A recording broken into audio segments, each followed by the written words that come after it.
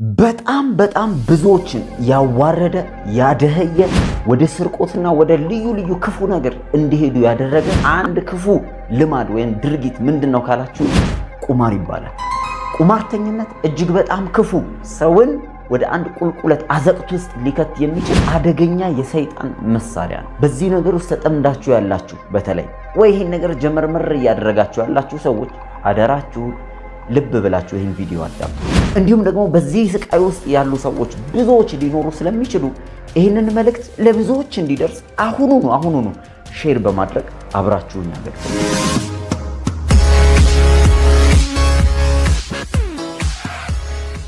በጣም ብዙ ሰዎች ህይወታቸውን ለሚቀይር ለሚጠቅም ህይወታቸውን ለሚያሳድግ ነገር ገንዘብ ኢንቨስት ማድረግ ሳይችሉ ቀርተው ለቁማር ግን ከዛ በላይ ገንዘብ ሲያወጡ አይቻቃል። ማለትም ያንን ገንዘብ ወይ ቢዝነስ ላይ ወይ አንድ ስራ ላይ ወይ ትልቅ ነገር ላይ ማድረግ ሲችሉ እዛ ላይ ሳያደርጉት ነገር ግን ቁማር የሚጠፋ ነገር ላይ እንደ ቀላል እየከተቱ ሲበሉ ታይቻል። ይሄ የቁማርተኝነት አደጋ ነው። አዎ ቁማር አሰራሩ እንደዚህ ነው። ሰዎችን ግሪድ ውስጥ ይከታል ወይም ስግብግብነት ውስጥ አገኛለው ገንዘብ የሚል ተስፋ ውስጥ ይከታቸውና ገንዘብ የሚያገኙ ስለሚመስላቸው ያላቸውን ነገር በዚህ በቁማር በሚጫወቱበት ጋምብል በሚያደርጉበት ነገር ላይ ኢንቨስት ለማድረግ ይሞክራሉ። የሚያሳዝነው ነገር ግን ቁማር አብዛኛውን ጊዜ የሚጠናቀቀው በእናንተ ተሸናፊነት ነው። ለምን ሲባል ሲስተሙ ራሱ የተዘረጋው የሰዎችን ገንዘብ የመውሰድ ነው። በተለይ ትናንሽ ገንዘብ ከተው የሚጫወቱ የቁማር ዓለም ውስጥ በቢሊየን በጅተው እንዲሁ በተረፋቸው ብር የሚጫወቱ ሰዎች አሉ። ስለዚህ እነዚህ 100,000 1,000 10,000 ይዘው በቃ አገኛለሁ ብለው የሚገቡ ሰዎች ቢያገኙ እንኳን መልሰው እንደገና ለማግኘት ያገኙዋትንም የነበራቸውንም አብረው እዛ ገንዘብ ላይ እንደገና ስለሚከቱት እነዚህ ትላልቆቹ ቢግ ቦሶቹ ብዙ ገንዘብ ያላቸው ገንዘባቸውን በደንብ በጅተው እነዚህን ሰዎች ሙሉ ለሙሉ ያሏቸውን እስኪበሏቸው ድረስ መጫወት መቀጠል ይችላሉ። ይሄ በጣም ትልቅ ሀብታሞች ገንዘባቸውን የሚያበዙበት የኢንቨስትመንት መንገድ ነው። ታዲያ ቁማር ውስጥ ማትፈልጉት ብር ከሌላችሁ በስተቀር መግባት ማለት የመጨረሻ ሞኝነት፣ የመጨረሻ የተሸነፈ ጨዋታ ውስጥ እንደመግባት። ይህንን የምነግራችሁ እንዲሁ ከንጽረተ ዓለሙ ቁማር ምን ማለት እንደሆነ እንድታውቁ ስለፈለኩኝ። ነገር ግን በጣም ብዙዎች ግሪድ ወይም አገኛለሁ በሚል ተስፋ ወይ እንግዲህ ትንሽ ነገር በልተው ይሆናል ወይ ብር የበላ ሰው ሰምተዋል። ስለዚህ ያገኛለሁ በሚል ተስፋ ትንሹን ሲሰጡ ምናልባት ትንሽ መልሶ ሲያቀብላቸው እንደዛ ያያረጉ ብዙ ብር የበለጠ ለማግኘት ሲሉ ያላቸውን በሙሉ እዛ ቁማር ላይ ማከማቸት ይጀምራሉ። አንዳንዶቹ ያላቸውን ሁሉ ተበልተውና አልቆባቸው ወደ ብድር ወደ ዕዳ ውስጥ ገብተዋል። በጣም ብዙ ሰዎች በቁማር አማካኝነት ባዶአቸውን ሲቀሩ አይቻለሁ። አንተም የሚቀጥለው ባዶ ቀር እንዳትሆን ወይም ደግሞ ባዶህንም ቀርተ ሊሆን ይችላል። በቃ እንትፍ ሁለተኛ ልጫወትም ብለህ መልሰህ ግን ልትገባበት ትችላለህ።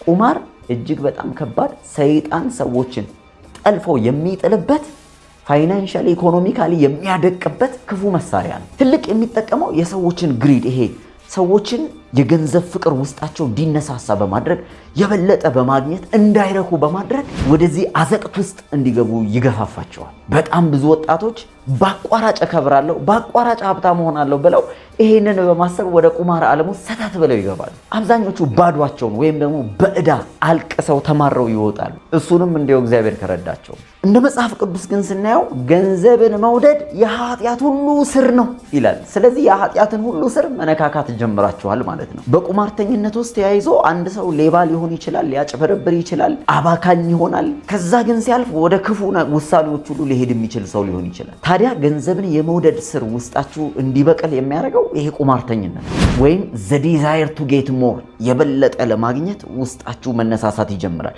ትኩረታችሁ ልባችሁ ሁሉ እዛ ቁማሩ ላይ መሆን ይጀምራል። ስራ መስራት አትፈልጉም። እግዚአብሔር የሰጣችሁን ፖቴንሻል አቅም፣ ብቃት፣ ችሎታ፣ ዕውቀት መጠቀም አትፈልጉም። እንዲሁ በአቋራጭ የሆነ ነገር ተጫውታችሁ ገንዘብ ለማግኘት ትፈልጋላችሁ። እግዚአብሔር ቃል የገባው የምትሰሩትን ስራ ለመባረክ ነው እንጂ በአቋራጭ አገኛለሁ ብላችሁ በአጓጉል ተስፋ የፈነጠቃችሁትን ነገር አይደለም። እንዲሁ አንዳንድ ሰውማ ቁማር ውስጥ ገንዘቡን አስቀምጦ ይጸልያል፣ እግዚአብሔር እንዳሸንፍ እርዳኝ እያለ።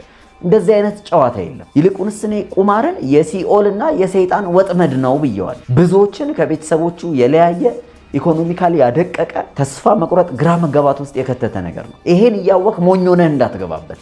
ብትገባበትም አሁን እንድትወጣ የሚጠቅሙህን መንገዶች እነግርሃለሁ። ስለዚህ ባርነት ውስጥ ይገባሉ ሰዎች፣ ለዛ ለቁማር እጃቸውን ይሰጣሉ፣ ገንዘባቸውን፣ አቅማቸውን ይሰጣሉ። የሚገርማቸው አንዳንድ ሰዎች በቁማር የተበሉት ብር ህይወታቸውን ሊለውጥ የሚችል ትላልቅ ቢዝነስ የሚያስጀምራቸው ብዙ ነገር ላይ ኢንቨስት ማድረግ የሚችሉበት የእግዚአብሔርን ስራ ሊሰሩበት የሚችሉ ብር በቁማሮች ውስጥ ተበልተዋል። አዎ ሰይጣንም የሚፈልገው ገንዘብህ ወደ መልካም ዓላማ ሳይሆን ወደ መባከን እንዲሄድ ስለሆነ ምሳሌ 15:27 ላይ እንደዚህ ይላል፣ ትርፍን ለማግኘት የሚሳሳ ሰው የራሱን ቤት ያውካል። ማለት ቤተሰቡን ይበትናል ማለት ነው። ግሪዲነስ የተሰማው የበለጠ ለማግኘት የሚጓጓ ሰው፣ እንደዚህ አይነት ሰው መሆን የለብንም። ባጭሩ የቁማርተኝነት መዘዝ እጅግ በጣም ብዙ ነው።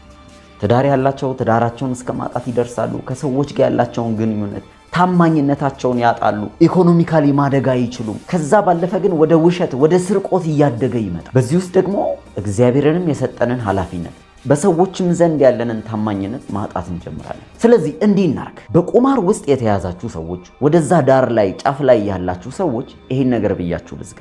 ከዚህ ከቁማርተኝነት ልትላቀቁ የምትችሉበትን ጥቂት መንገዶች ልንገራችሁ። በእርግጠኝነት ሙሉ ትኩረታችሁን ሰጥታችሁ እነዚህ ነገሮች ከተለማመዳችሁ ከዚህ ነገር መውጣት ይቻላል። የመጀመሪያ ልታደርጉት የሚገባችሁ ንስሐ መግባትና መመለስ ነው። ሁሉ ነገር የትኛው መንፈሳዊ ጉዞ ጆርኒ የሚጀምረው በንስሐና በመመለስ ነው። ንስሐ ስትገቡ እግዚአብሔር ሆይ ልክ አልነበርኩም ይቅር በለኝ የሚል አጀማመር ነው። ምክንያቱም እስከዛሬ በዚህ ነገር ውስጥ ያረጋችሁት ሎስ፣ ያሳለፋችሁት የአእምሮ መዛባት፣ እነዚህን ሁሉ መጀመሪያ ጥላችሁ መውጣት አለባችሁ። እናንተም ነፃ ትሆናላችሁ። ከእግዚአብሔር ጋር ያላችሁን መንገድ ሰላም ትፈጥራላችሁ። መጽሐፍ ቅዱስ በአንደኛ ዮሐንስ ምዕራፍ 1:9 ላይ ማንም ኃጢአቱን ቢናዘዝ ከኃጢአታችን ይቅር ሊለን የታመነ አምላክ እንዳለን ያረጋግጥልናል። ስለዚህ ከአዲስ ጅማሬ በፊት በትክክለኛ በንጹህ ልብ አዎ ደክሜያለሁ፣ በዚህ ውድቀት ውስጥ ነኝ፣ እግዚአብሔር ሆይ ይቅር በለኝ በማለት እንጀምራለን። አዲስ ጅማሬ ሆነ ማለት ነው። ሁለተኛው እርምጃ በገንዘባችሁ ዙሪያ፣ በማግኘት ዙሪያ በእግዚአብሔር ላይ መታመንን መለማመድ አለባችሁ።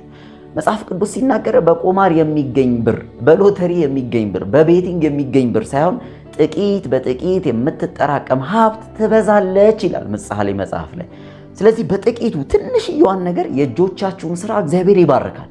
ስለዚህ እግዚአብሔር ላይ መደገፍ፣ በፋይናንስ ዙሪያ፣ በገንዘብ ዙሪያ በእግዚአብሔር ላይ መታመንን ተለማመዱ። ፊልጵስዩስ ምዕራፍ 4:19 ላይ እግዚአብሔር የሚያስፈልጋችሁን ሁሉ ይሞላባችኋል ይላል።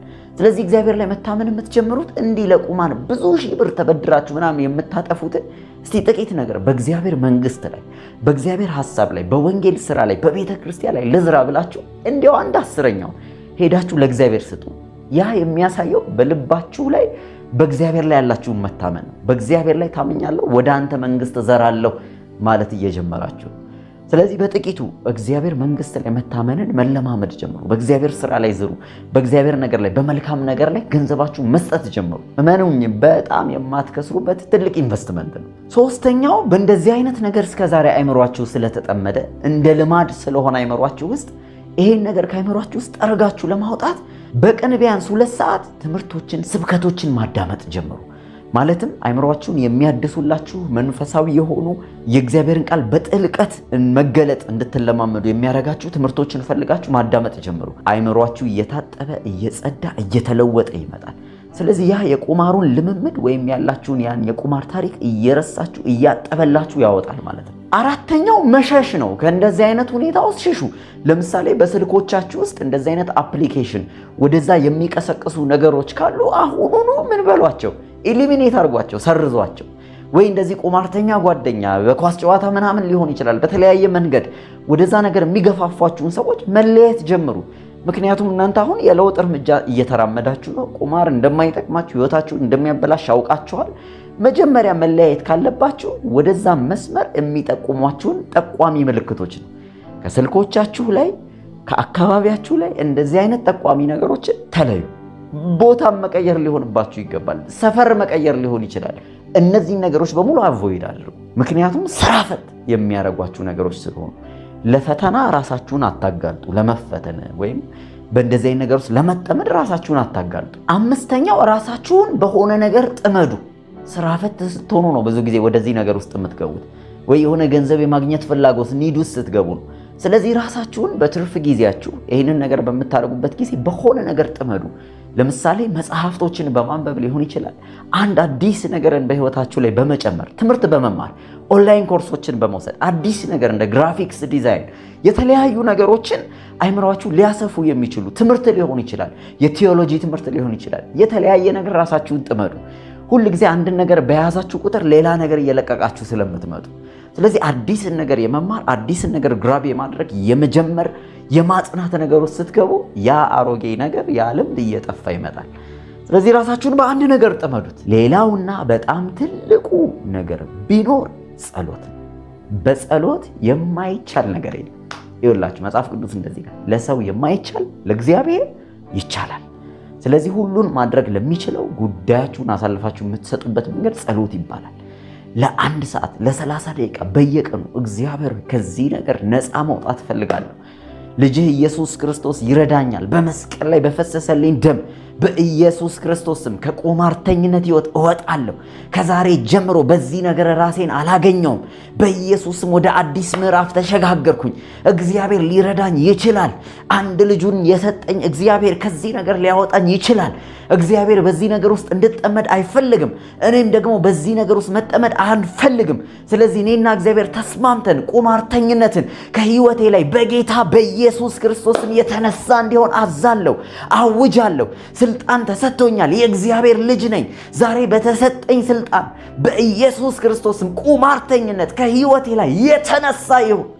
ተመልከቱ፣ እንዲህ አይነት ጸሎቶች ሕይወታችሁን ያለማባበል ከእንደዚህ ነገር ውስጥ ነፃ እንድትወጡ ያደርጋል። ከዛ ደግሞ በአጋንንት አሰራር ላይ ወደዚህ ነገር የሚገፋፋችሁ አንዱ የእናንተን መሳካት ሕይወታችሁ እንዲያልፍለት የማይፈልግ ሰይጣን ነው። ጀምሩ፣ በቃ መቃወም። ዲያብሎስን ተቃወሙት አይደለም የሚለው መጽሐፍ ቅዱስ፣ ከእናንተም ይሸሻል ይላል። ስለዚህ መጀመር ነው። በጌታ በኢየሱስ ስም በሕይወቴ ላይ መቆርቆዝን መውረድን የምትፈልግ ኢኮኖሚካሊ እንድወድቅ የምትፈልግ በቁማርተኝነት ልታጠምደኝ ልትይዘኝ የምትፈልግ የክፉ መንፈስ አሰራር ኃይል የዲያብሎስ መንፈስ በኢየሱስ ስም ከዛሬ ጀምሮ እድል ፈንታ የለህም። ሐሳብህን አልስተውም። በዚህ ነገር እንደገና አልወድቅም። በዚህ ነገር አልጠመድም። በዚህ ነገር አልያዝም። በጌታ በኢየሱስ ስም ከዚህ ነገር ነፃ ወጥቻለሁ። እግዚአብሔር ሆይ አንተ እርዳታን እፈልጋለሁ፣ ከዚህ ወጥመድ ውስጥ ነፃ አውጣኝ እያላችሁ መጸለይ ትችላላችሁ። እንዴት አይነት ኢምፓወርመንት ወይም ኃይል ወደ ህይወታችሁ እንደሚገባ በጸሎት አማካኝነት የሚገባ ጠንካራ የሆነ የእግዚአብሔር ኃይል ያገኛችኋል። በኢየሱስ ስም ከቁማርተኝነት ስትወጡ አያችኋል። በእግዚአብሔር ኃይል በመንፈስ ቅዱስ ኃይል አማካኝነት ሁሉን በሚችለው በእግዚአብሔር ከቁማርተኝነት ኃይል በኢየሱስ ስም መላቀቅ ይሁንላችሁ። በእውነታው ብዙ ነገራችሁን ማስተካከል ትችላላችሁ። እግዚአብሔር ደግሞ ይረዳችኋል። የመጨረሻ እንደ ቦነስ ልንገራችሁ፣ በእንደዚህ አይነት ነገር እንዳትጠመዱ በጣም በእውቀት ከሚበልጧችሁ፣ በመንፈሳዊ መረዳት ከሚበልጧችሁ፣ ሊያግዟችሁ ሊደግፏችሁ ከሚችሉ ማስተዋል ካላቸው በቢዝነስ ዓለም ውስጥ ከገቡ ወይ በኤዱኬሽን አካዴሚካሊ ካደጉ መንፈሳዊ ነገር ላይ ከበረቱ ሰዎች ጋር ሪሌሽንሺፕ ጀምሩ። ቁማርተኛ ሁል ጊዜ ከቁማርተኛ ጋር ነው የሚውል። ልክ አይደለም። ይህንን መጠመድ አንድ ላይ የተጠመዱ በሬ አንድ እርሻ ነው አይደል የሚያርሱት። ስለዚህ ከማጋ ነው የምትጠመዱት። ውሏችሁን፣ አስተሳሰባችሁን፣ ድርጊታችሁን ቀይሩ። በጣም መንፈሳዊ ነገር ነው። እግዚአብሔር ወደሚፈልጋቸው አቅጣጫ መራመድ ጀምሩ። ቢካም ስፒሪቹዋል ፐርሰን፣ መንፈሳዊ ሰው ለመሆን ራሳችሁን አበልጥጉ፣ አሳድጉ፣ ራሳችሁን አዘጋጁ። እግዚአብሔርን ለመምሰል ራሳችሁን አስለምዱ ይላል መጽሐፍ ቅዱስ። ራሳችሁን አስለምዱ። በዚሁ አጋጣሚ አንድ ነገር ብያችሁ ልጨርስ። አዲስ አበባና አካባቢ ኢትዮጵያ ውስጥ ያላችሁ በተለይ ነሐሴ መጨረሻው ላይ ጦረኛ መሪ የሚል ካምፕ እናዘጋጃለን። ወጣቶች ተሰብስበን በአንድ ቦታ ካምፕ አድርገን ትምህርት እየተማርን እግዚአብሔርን ቃል እያነበብን ጥሞና ጊዜ እያደረግን በጣም ብዙዎች በዚህ ነገር ሲጠቀሙ ህይወታቸው ሲለወጥ አይቻለሁ። እንደ ማስታወቂያ ልንገራችሁ ብዬ ነው። አይታወቅም ማን ይሄ ቪዲዮ እየደረሰው እንዳለ። በዚህ ነገር ስለምን አትሳተፉ? ምናልባት የህይወታችሁ መለወጫ ምክንያት ሊሆን ይችላል። ከብዙ ካላችሁበት ነገር ውስጥ ወጥታችሁ እንግዳ ወደሆነ ልምምድ እግዚአብሔር በእናንተ ላይ ያስቀመጠውን አዲሱን ዴስቲኒያችሁን የምታገኙበት ጊዜ ሊሆን ይችላል። እስቲ ይሄ ነገር የተሰማው ሰው የሚችል ሰው ለዚህ ራሳችሁን አዘጋጁ። ማስታወቂያ ሲለቀቅ በዚሁ ላይ ይቀርብላችኋል። ይህን ቻናል ግን እንዲደርሳችሁ ሰብስክራይብ ማድረግ፣ ላይክ ማድረግ፣ መከታተላችሁን አትርሱ። እርግጠኛ ነኝ 100% በዚህ ነገር ውስጥ ያሉ ሰዎች ይህን ቪዲዮ ርዕስ ሲያዩ ይመለከቱና እስቲ እኔን ይጠቅመኝ ከሆነ ብለው ይከፍቱታል። አሁን የሰማችሁትን ነገር ነው የሚሰሙት ሲከፍቱት። እርግጠኛ ነኝ ነፃ ይወጣሉ፣ ይጠቀማሉ በእናንተ ሼር በማድረጋችሁ ምክንያት። ስለዚህ ተስማማላችሁ? ይህን ቪዲዮ አይታችሁ ከጨርሳችሁ ለ10 ሰው ዝም ብላችሁ በሶሻል ሚዲያ በተለያየ መንገድ ሼር አድርጉላቸው። ለሆነ ሰው ነፃ መውጣት ምክንያት ጌታ ሊያደርጋችሁ ይችላል። ተስማማን? እኔና እናንተ በጣም ነው የማመሰግነው። ይህን ቪዲዮ ለ10 ሰው ሼር አድርጉ፣ ላይክ አድርጉት፣ ሰብስክራይብ አድርጉት። መልካም ጊዜ ይሆንላችሁ። በሌላ ቪዲዮ እንገናኝ።